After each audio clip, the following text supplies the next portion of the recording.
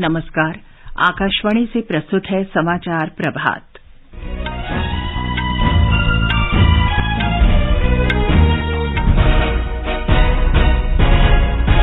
प्रधानमंत्री नरेंद्र मोदी ने कहा, विकसित भारत के निर्माण के लिए 4 मुख्य क्षेत्रों बुनियादी ढांचा, निवेश, नवाचार और समावेशन पर विशेष बल दिया जा रहा है।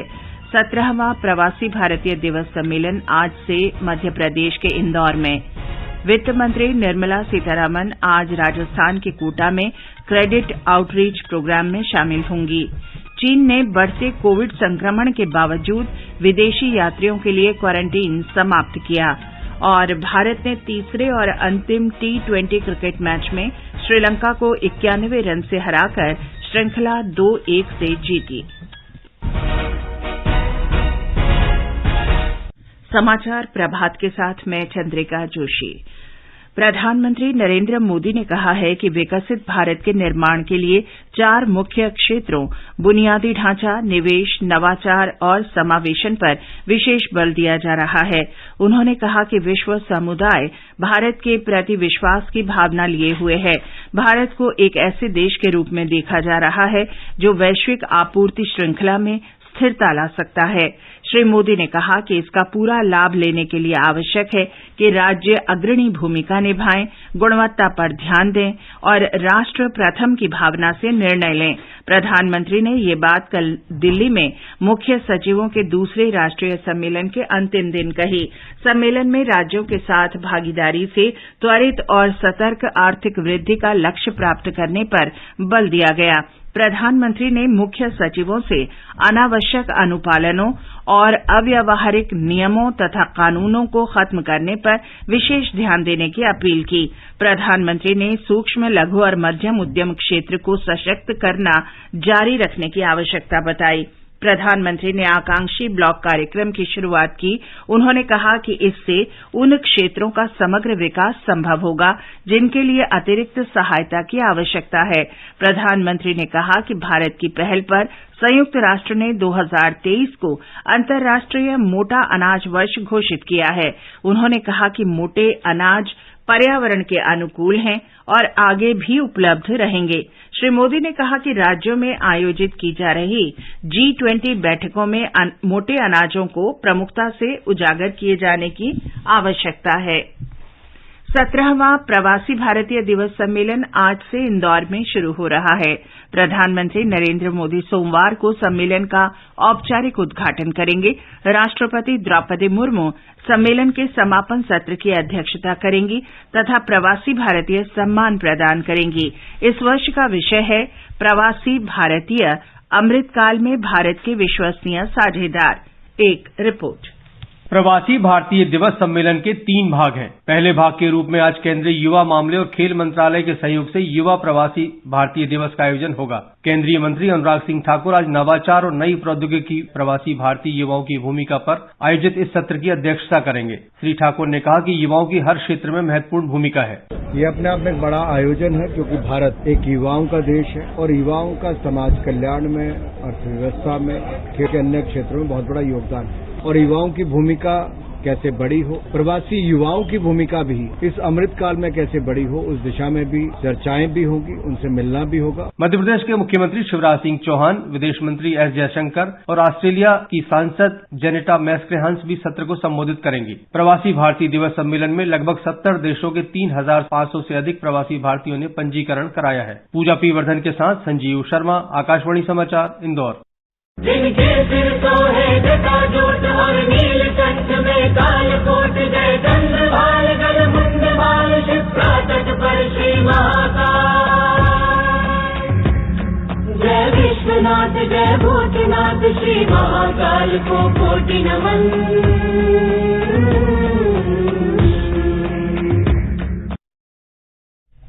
वित्त मंत्री निर्मला सीतारमण आज राजस्थान के कोटा में क्रेडिट आउटरीच प्रोग्राम में शामिल होंगी और विद्यार्थियों के साथ बातचीत करेंगी।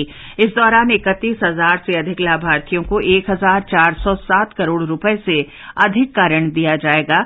ये ऋण सरकार की कल्याणकारी योजनाओं, प्रधानमंत्री मुद्रा योजना, स्व सहायता ग्रुप क्रेडिट लिंकेज, किसान क्रेडिट कार्ड, स्टैंड अप योजना और प्रधानमंत्री रोजगार सृजन कार्यक्रम के अंतर्गत दिए जाएंगे। पशुपालकों के लिए पशुपालक किसान क्रेडिट कार्ड के माध्यम से 1,60,000 रुपए तक का ऋण सुनिश्चित किया गया है। रेहड़ी पटरी वाले दुकानदारों को प्रधानमंत्री स्वनिधि योजना से 10,000 रुपए और निर्माण तथा सेवा क्षेत्र में कार्यरत छोटे उद्यमियों को 50,000 रुपए तक का ऋण उपलब्ध कराया जाएगा। ये समाचार आकाशवाणी से प्रसारित किए जा रहे हैं। जल्दी करो यार, प्लीज जल्दी। दूसरा कोई मैच है क्या? ऐसा ही कुछ है यार, बैंक जाना है दादाजी को लेके। हाँ यार, उम्र हो जाती है तो रनर तो लगता ही है, पर बैंकिंग में नहीं।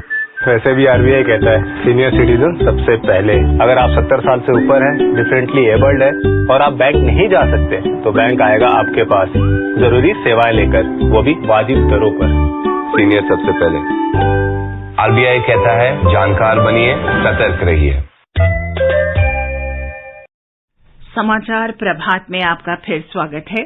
वाणिज्य और उद्योग मंत्री पीयूष गोयल ने कहा है कि पिछले 8 वर्ष के दौरान ढांचागत सुधार के कारण भारत आर्थिक रूप से विकसित विश्व के 3 देशों में से एक है।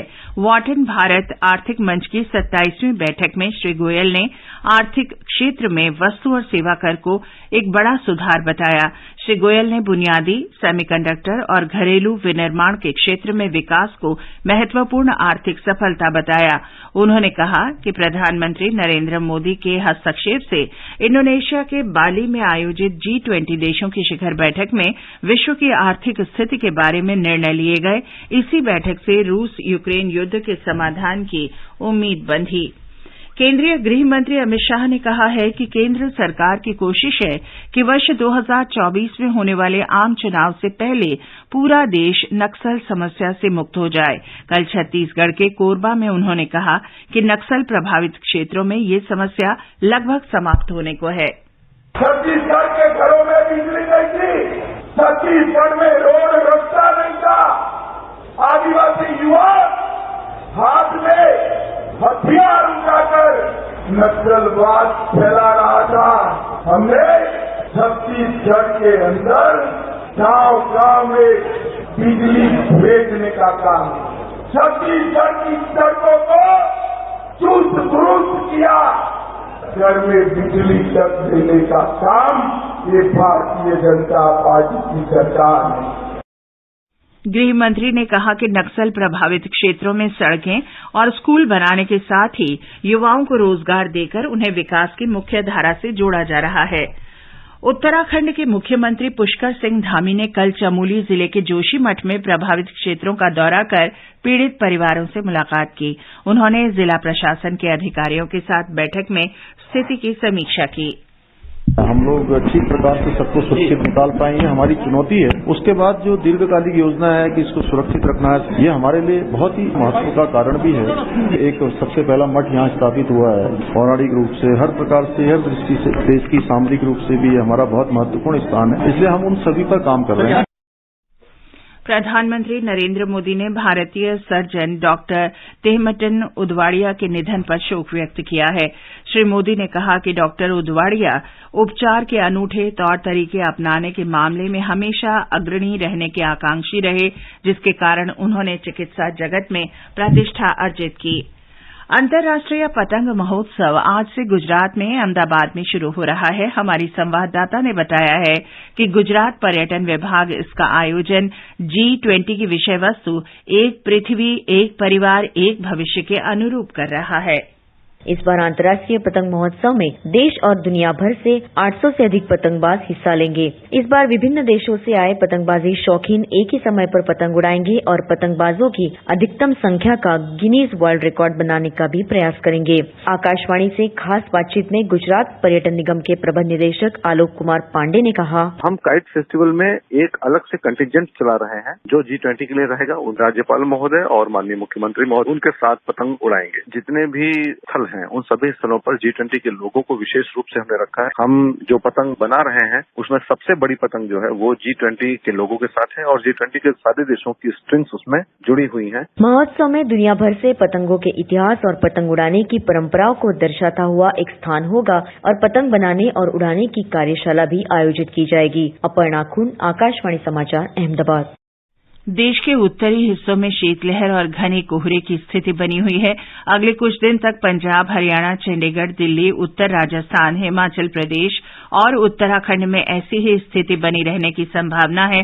राजस्थान में जयपुर जिले के जोबनेर क्षेत्र में तापमान 0 से 1 डिग्री सेल्सियस नीचे दर्ज किया गया। बिहार में भी शीतलहर के कारण जनजीवन अस्त व्यस्त है। 4.6 डिग्री सेल्सियस तापमान के साथ गया प्रदेश का सबसे ठंडा स्थान रहा। मौसम विभाग ने अगले 2 दिनों तक पटना, दरभंगा और सीतामढ़ी समेत 19 जिलों में कोल्ड डे का अलर्ट जारी किया है। घने कोहरे के कारण रेल, सड़क और हवाई यातायात बाधित हो गया है। आकाशवाणी समाचार के लिए पटना से कृष्ण कुमार लाल। आकाशवाणी से विशेष बातचीत में उत्तर रेलवे के वरिष्ठ जनसंपर्क अधिकारी आरके राणा ने बताया कि कोहरे के कारण 3 दर्जन से ज्यादा रेलगाड़ियां देरी से चल रही हैं। आज लगभग 42 गाड़ियां लेट चल रही हैं और मेरा यात्रियों से फिर अनुरोध है कि 139 इंक्वायरी सेंटर रेल मदद की सहायता लें। घर से निकलने से पहले इंक्वायरी सिस्टम से संपर्क करें ताकि किसी किस्म की कोई असुविधा न हो। ज्यादातर गाड़ियां जो हमारी उत्तर भारत में जो चलती है, क्योंकि उत्तर भारत में जो है कोहरे का प्रकोप सबसे ज्यादा रहता है। ज्यादातर बिहार, उत्तर प्रदेश और पंजाब, जम्मू कश्मीर से आने वाली जो रेलगाड़ियां हैं वो ज्यादातर लेट चलती। चीन सरकार ने बढ़ते कोविड संक्रमण के बावजूद आज से चीन आने वाले यात्रियों के लिए पृथकवास यानी क्वारंटाइन की अनिवार्यता समाप्त कर दी है। चीन सरकार ने अनिवार्य पृथकवास और लॉकडाउन में पिछले महीने ढील देनी शुरू कर दी थी। सख्त प्रतिबंधों के कारण चीन की अर्थव्यवस्था में ठहराव आ गया है, जिससे राष्ट्रव्यापी विरोध प्रदर्शन हो रहे हैं। भारत ने तीसरे और अंतिम T20 क्रिकेट मैच में श्रीलंका को 91 रन से हराकर श्रृंखला 2-1 से जीत ली है। कल रात राजकोट में श्रीलंका की टीम 229 रन के लक्ष्य के जवाब में 137 रन पर ही सिमट गई। Man of the match Surya Kumar Yadav 112 run बनाकर नाबाद रहे। अक्षर पटेल को प्लेयर ऑफ द सीरीज घोषित किया गया। स्विस पर्यटकों को लेकर लग्जरी क्रूज गंगा विलास आज उत्तर प्रदेश में वाराणसी पहुंचेगा। प्रधानमंत्री नरेंद्र मोदी शुक्रवार को विश्व के सबसे बड़े नदी क्रूज गंगा विलास को रवाना करेंगे। और अब समाचार पत्रों की सुर्खियों के साथ है फरहत नाज। धन्यवाद चंद्रिका। बुनियादी ढांचा, निवेश, नवाचार और समावेशन पर सरकार का ध्यान जनसत्ता की बड़ी सुर्खी है। अखबारों ने लिखा है, प्रधानमंत्री ने कहा गुणवत्ता पर ध्यान दे, भारत प्रथम के नजरिए से निर्णय लें राज्य।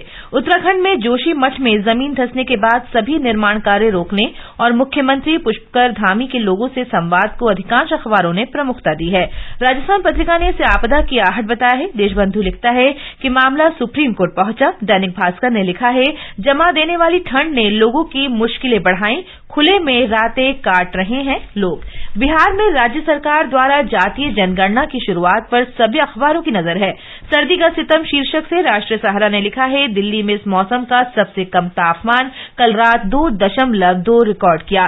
गौतम बुद्ध नगर और गाजियाबाद में स्कूलों की छुट्टियां बढ़ाई। दैनिक जागरण के शब्द हैं, उत्तर भारत कपकपाती सर्दी की चपेट में, आज भी चलेगी शीतलहर। एयर इंडिया की उड़ान के दौरान अनुचित व्यवहार करने वाले को गिरफ्तार कर जेल भेजने की खबर भी सभी अखबारों ने दी है। अमर उजाला की पहली खबर है, विदेशी धरती पर बिटिया की ऊंची उड़ान। जापान के साथ अंतर्राष्ट्रीय युद्धाभ्यास में देश की पहली महिला पायलट अवनी चतुर्वेदी हवाई करतब के अभ्यास में दमखम दिखाएंगी। नवभारत टाइम्स ने लिखा है, वायुसेना की महिला फाइटर पायलट पहली बार विदेश में दिखाएंगी ताकत। और अंत में मुख्य समाचार एक बार फिर। प्रधानमंत्री नरेंद्र मोदी ने कहा, विकसित भारत के निर्माण के लिए 4 मुख्य क्षेत्रों बुनियादी ढांचा, निवेश, नवाचार और समावेशन पर विशेष बल दिया जा रहा है। 17वां प्रवासी भारतीय दिवस सम्मेलन आज से मध्य प्रदेश के इंदौर में। वित्त मंत्री निर्मला सीतारमण आज राजस्थान के कोटा में क्रेडिट आउटरीच प्रोग्राम में शामिल होंगी। चीन ने बढ़ते कोविड संक्रमण के बावजूद विदेशों से आने वाले यात्रियों के लिए क्वारंटीन समाप्त किया और भारत भारत ने तीसरे और अंतिम T20 क्रिकेट मैच में श्रीलंका को 91 रन से हराकर श्रृंखला 2-1 से जीती। इसके साथ ही समाचार प्रभात का ये अंक समाप्त हुआ। नमस्कार।